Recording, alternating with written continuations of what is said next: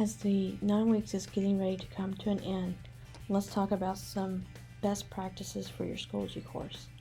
So as your school year progresses, your feed here where the students start on Schoology is going to start to get to be overwhelming. And so to help alleviate some of the confusion and tie up some space on your Schoology page, what you can do is create a folder and call it something like completed first 9 weeks or first 9 weeks, something like that. Make it a different color from the other folders. And then we'll do create.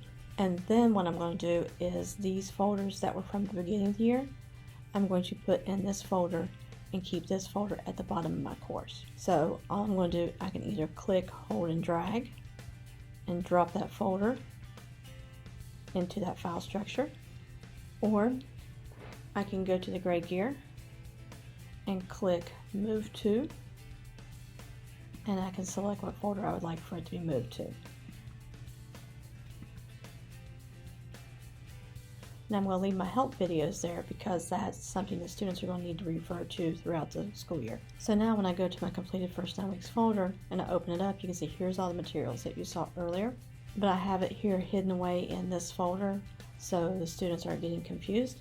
And so now I can come in here and start working on my materials for the next 9 weeks. It is very important to remember that as I start moving into the second 9 weeks, I do not unpublish this folder. If I unpublish this folder, it's going to take those first 9 weeks grades away and cause a lot of issues and headaches for you and the students. Just go ahead and take all the previous work, stick it in this folder, keep it toward the bottom of your list so the students are tempted to get into it, but do not unpublish it. So hopefully having ideas for how to organize your course as we move into the next term will help you have a successful school year.